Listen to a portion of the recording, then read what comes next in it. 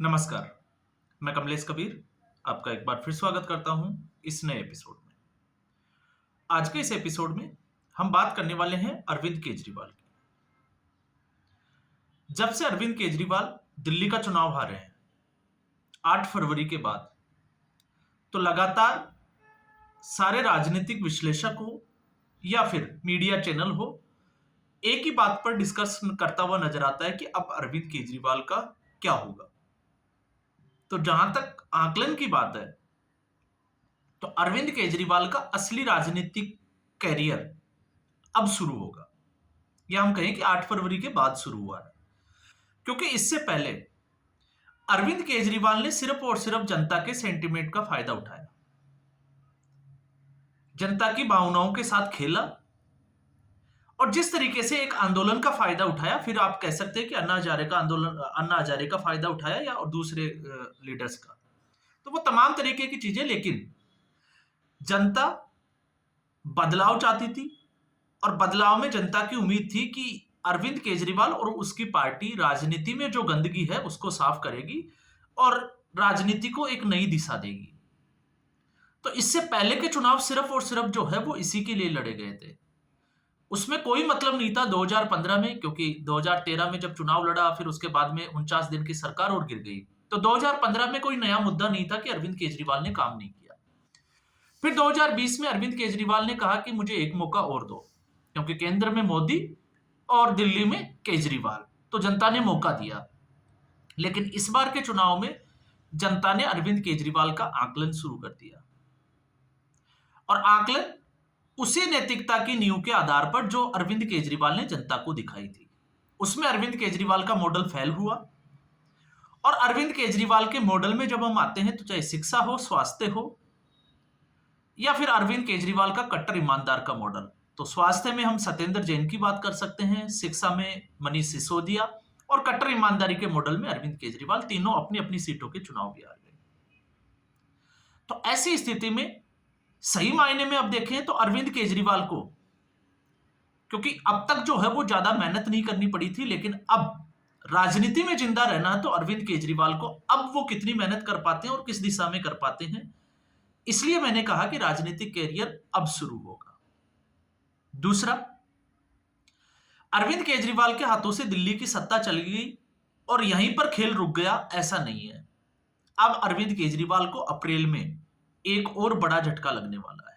अब जब मैं बात करता हूं कि अप्रैल में ही क्यों, तो जितने भी जो नगर निगम के चुनाव होते हैं, आपने देखा शहरों के, उनकी अगर टेन्योर की बात करें तो 5 वर्ष के लिए चुनाव होता है। लेकिन दिल्ली में ऐसा नहीं है। दिल्ली में मेयर जो है वो 1 साल के लिए चुना जाता है, और हर साल इसका चुनाव होता है अप्रैल में। यह आप लोगों को हो सकता है शायद ये जानकारी है या नहीं है, लेकिन दिल्ली के एमसीडी का यही हाल है। 1 वर्ष के लिए महिला जो है वो मेयर, उसके लिए सीट जो है वो रिजर्व की जाती है, फिर उसके बाद सामान्य वर्ग के लिए, एससी एसटी के लिए, और इस तरीके से 5 साल तक ये सिलसिला चलता रहता है। तो ऐसी स्थिति में इस वक्त भले ही अरविंद केजरीवाल के पास एमसीडी हो, लेकिन अप्रैल में अरविंद केजरीवाल की चुनौतियां बढ़ने वाली है, और वो इसलिए बढ़ने वाली है क्योंकि चुनावों के दौरान 8 पार्षदों ने आम आदमी पार्टी छोड़कर भारतीय जनता पार्टी का दामन थाम लिया था। तो 8 पार्षद पहले भारतीय जनता पार्टी के साथ आ गए थे, और अब बवाना सीट से या बवाना से जो पार्षद है रामचंद्र, वो वापस बीजेपी में आ गए हैं। इससे पहले भी वो भारतीय जनता पार्टी में आए थे, लेकिन आपको पता होगा उन्होंने एक स्टेटमेंट दिया था कि सपने में अरविंद केजरीवाल ने आया और बोला कि उठो और काम करो, तो फिर वो आम आदमी पार्टी में चले गए। लेकिन अब उन्होंने आरोप लगाया कि उनसे वादा किया गया था कि विधानसभा का टिकट उनको दिया जाएगा, लेकिन अरविंद केजरीवाल ने पैसे लेकर टिकट और किसी को दे दिया, इसलिए वो आम आदमी पार्टी छोड़कर भारतीय जनता पार्टी के साथ आ गए।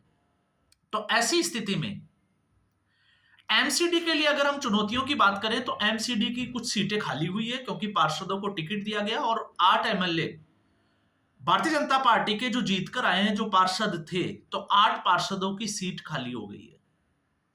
तो और ऐसे में देखिए 12 जो है वो 4 और जो है वो पार्षद, तो ऐसे करके 12 सीट खाली है, और एक मनोनीत सदस्य जो कि एलजी के द्वारा चुना जाता है। तो ऐसी स्थिति में आप अंदाजा लगा सकते हैं कि अगर उपचुनाव होते हैं तो इस बार एमसीडी किस तरफ जाएगी, जिस तरीके से दिल्ली ने परिवर्तन के लिए वोट किया। तो एक ये जो है वो सीधे तौर पे हम कह सकते हैं कि सही दिशा में आकलन जो है वो हमारा जा रहा है, क्योंकि उपचुनाव में सरकार को हमेशा बेनिफिट मिलता है। दूसरा, ये फासला ज्यादा नहीं था, 124 पार्षद जो थे वो आम आदमी पार्टी के थे और 120 की संख्या जो है वो भारतीय जनता पार्टी के। तो अब रामचंद्र के जाने के बाद में अब ये फासला जो है वो और कम हो जाता है। तो ऐसी स्थिति में भारतीय जनता पार्टी के साथ सीधे तौर से 7 जो है वो सांसद है, इसके अलावा राज्यसभा के सदस्य और फिर उसके बाद में मनोनीत सदस्य। तो ऐसे करके संख्याओं के मामले में अगर हम देखें तो भारतीय जनता पार्टी का पलड़ा अब भारी दिखाई देता है। और वैसे भी अभी मार्च का महीना पूरा बचा हुआ है मेयर के चुनाव के लिए, तो आप समझ सकते हैं। और अगर एमसीडी आम आदमी पार्टी के हाथ से निकल जाती है तो आम आदमी पार्टी को यह सबसे बड़ा धक्का होगा। फिर उसके बाद में आम आदमी पार्टी के पास दिल्ली में कहने के लिए कुछ भी नहीं होगा। और ऐसी स्थिति में आम आदमी पार्टी का टूटना लगभग जो है वो तय माना जा रहा है, क्योंकि एक एडवांटेज रहता है सत्ता पक्ष को। तो हो सकता है कुछ एमएलए या कुछ पार्षद और छिटक कर भारतीय जनता पार्टी के साथ चले जाए। दूसरा, एमसीडी जिस तरीके से नगर निगम की अगर हम बात करें तो अब केजरीवाल की सबसे बड़ी समस्या यह भी है, क्योंकि अगर एमसीडी भी हाथ में निकल जाती है तो फिर अरविंद केजरीवाल को अपने जितने भी जो केस है उनको लड़ने के लिए पैसा कहां से आएगा, क्योंकि अब तक अरविंद केजरीवाल सरकारी पैसे से अपने केस लड़ रहा था। और ऐसे ही अगर केसों की संख्या की हम बात करें तो आप अंदाजा लगा के देखिए कि कितने केस अरविंद केजरीवाल के ऊपर चल रहे होंगे। ऐसे में अभी जो है वो एसीबी का एक नया केस और सामने आ गया, जिसमें उन्होंने 15-15 करोड़ का जो है वो खरीद फरोख्त का आरोप लगाया भारतीय जनता पार्टी के ऊपर। तो अब इसीलिए हम जो है वो लगातार जब भी आकलन करते हैं हम बात करते हैं कि अरविंद केजरीवाल को पंजाब की जरूरत क्यों है। तो अरविंद केजरीवाल को पंजाब की जरूरत सत्ता में बने रहने के लिए, या हम कहें कि पावर के लिए नहीं, इससे भी कहीं ज्यादा उनकी जो है वो मजबूरी है। और वो मजबूरी है कि अगर आम आदमी पार्टी को जिंदा रखना है तो उनको फंड की जरूरत होगी। और फंड कहां से मिलेगा? अब फंड जो दिल्ली से, क्योंकि सरकार हाथ से चली गई, तो ऐसी स्थिति में फंड के लिए अरविंद केजरीवाल की नजर सिर्फ और सिर्फ पंजाब के ऊपर होगी, क्योंकि इससे पहले भी हमने देखा कि किस तरीके से पंजाब के रिसोर्सेज को अरविंद केजरीवाल अपने फायदे के लिए इस्तेमाल करते थे। तो ऐसी सूरत में यह तो तय माना जा रहा है कि पंजाब में अरविंद केजरीवाल की दखल बढ़ जाएगा। और ऑलरेडी अरविंद केजरीवाल ने भगवंत मान के ऊपर, आपको पता है, विभव कुमार को बिठाई दिया है। तो अब पंजाब का पैसा जो है वो अरविंद केजरीवाल के पास अगर नहीं आता है तो फिर उनकी समस्याएं और ज्यादा बढ़ जाती है, क्योंकि जितने भी जो केसेस अरविंद केजरीवाल और आम आदमी पार्टी के बाकी लोगों पर चल रहे हैं उनको लड़ने के लिए अरविंद केजरीवाल को मोटे पैसे की जरूरत है। तो क्या अरविंद केजरीवाल खुद के पैसों से ये करेगा? तो ऐसा तो नजर नहीं आता।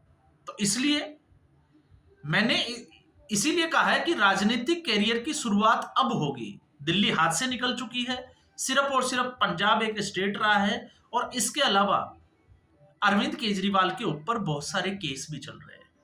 तो ये पैसे के बाद में सबसे बड़ा जो है वो डर है कि कहीं अब सत्ता जब चली गई, पावर जब चली गई, तो कहीं अरविंद केजरीवाल को वापस जेल नहीं जाना पड़ जाए।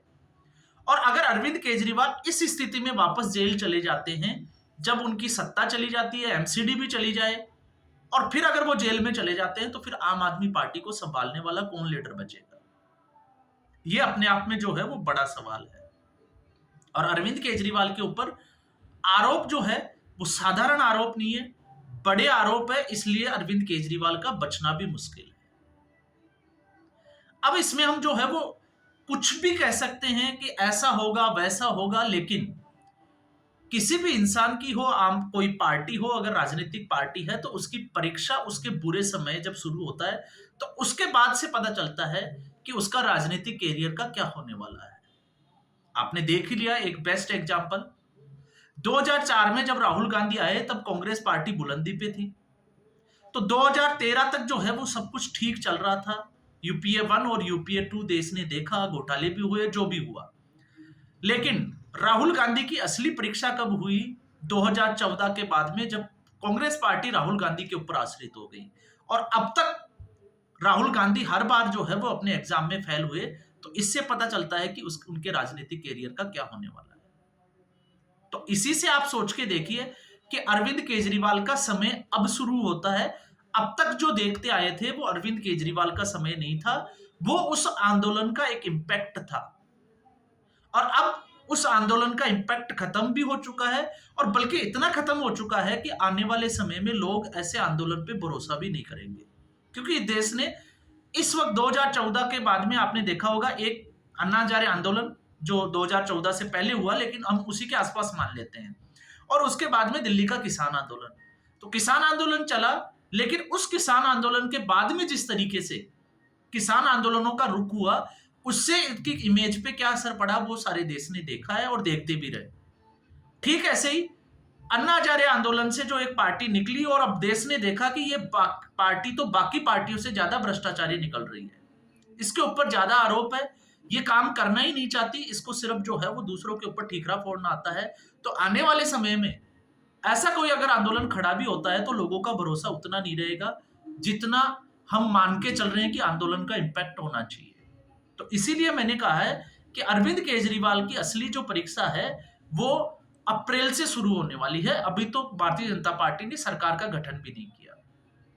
सरकार के गठन के होने के बाद में जब विभागों का बंटवारा हो जाएगा, उसके बाद में आप देखिए कि अरविंद केजरीवाल के ऊपर किस तरीके से समस्याओं का पहाड़ टूटेगा, और फिर उसमें से अरविंद केजरीवाल किस तरीके से बाहर निकल सकते हैं या नहीं निकल सकते, ये बड़ा इंपॉर्टेंट होगा। तो आज के एपिसोड में बस इतना ही। उम्मीद करूंगा वीडियो एपिसोड आपको पसंद आया होगा। वीडियो को लाइक करें, शेयर करें, चैनल जरूर सब्सक्राइब करें। धन्यवाद।